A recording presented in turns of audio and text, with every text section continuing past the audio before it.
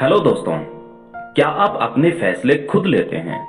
अगर आपको लगता है कि आप अपने फैसले खुद लेते हैं तो ये वीडियो पूरी देखना और वीडियो खत्म होने के बाद एक बार फिर से ठंडे दिमाग से सोचना कि क्या आप वाकई में अपने सारे फैसले खुद लेते हैं या दूसरों से इन्फ्लुएंस होकर ही कुछ डिसाइड कर पाते हैं। शुरू करते हैं आज की वीडियो। मैं हूं आपका होस्ट और दोस्त प्रदीप और आप देख रहे हैं तलाश जिंदगी।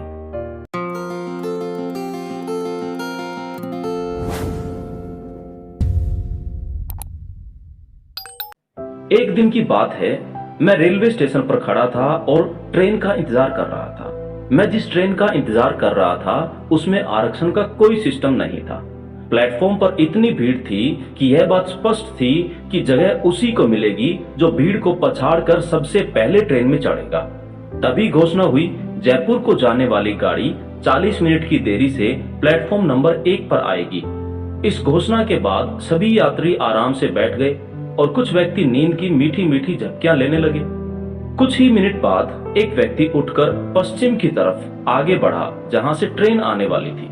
तभी कुर्सी पर बैठे एक व्यक्ति ने अपने पास बैठे मित्र से कहा, देखो वह व्यक्ति आगे गया है, शायद ट्रेन आ गई, जल्दी चलो नहीं तो जगह नहीं मिलेगी।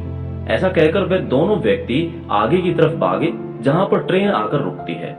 उन दोनों व्यक्तियों को भागते हुए देख आराम से बैठी भीड़ में हलचल हुई और भीड़ भी उठकर आगे की तरफ चली गई जहां ट्रेन आकर रुकती है।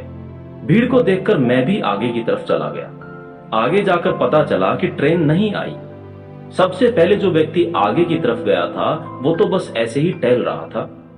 उस दिन मुझे यह बात समझ में आई कि अगर ज्यादातर व्यक्ति एक ही दिशा में जा रहे हैं तो इसका मतलब यह नहीं है कि वह सही दिशा में आगे बढ़ रहे हैं। उस दिन मुझे अपनी सोचने की क्षमता एवं निर्णय क्षमता पर संशय हुआ, क्योंकि जब सब आगे की तरफ जा रहे थे तब मैं भीड़ के साथ साथ आगे भागा और मैंने एक पल के लिए भी इस बात पर गौर नहीं किया कि अभी अभी रेलवे ने यह घोषणा की है कि ट्रेन 40 मिनट बाद आएगी।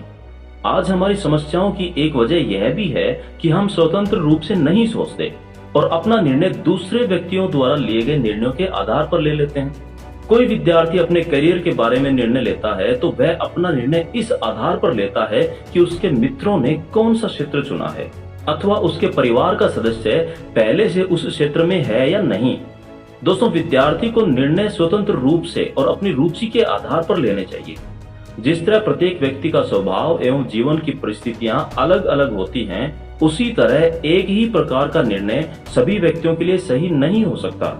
दोस्तों, समाज में अंधविश्वास और कुप्रथाओं जैसे दहेज प्रथा, बेटी के जन्म को अपशगुन मानना आदि का जो चलन है, ये भी इसी कारण होता है कि व्यक्ति स्वतंत्र रूप से नहीं सोचता और अपना निर्णय इस आधार पर लेता है कि समाज में क्या प्रचलित है, न कि इस आधार पर कि क्या सही है और क्या गलत है। ज्यादातर बुरी आदतों जैसे धूम्रपान करने वाले, तो उनकी धूम्रपान की जो आदत है, ये शुरुआत जहां से होती है वो स्वतंत्र सोच के अभाव के कारण होती है और वो धूम्रपान इसलिए शुरू करता है कि उसके मित्र भी ऐसा करते हैं। आज ज्यादातर युवा नौकरी के लिए दर दर भटकते हैं और ऐसी नौकरी करने के लिए भी तैयार हो जाते हैं जिसमें वो अपनी काबिलियत का सही और पूर्ण उपयोग नहीं कर सकते। वो ये नहीं सोचते कि वो अपने दम पर कुछ भी कर सकते हैं और इसके लिए किसी नौकरी का मिलना आवश्यक नहीं है। दोस्तों, ज्यादातर लोग नौकरी को इतनी ज्यादा प्राथमिकता इसीलिए देते हैं क्योंकि भीड़ इसी दिशा में आगे बढ़ रही है और वह भीड़ का साथ नहीं छोड़ना चाहते। भीड़ हमेशा उस रास्ते पर चलती है जो रास्ता आसान लगता हो, लेकिन इसका मतलब यह तो नहीं कि भीड़ हमेशा सही रास्ते पर चलती है।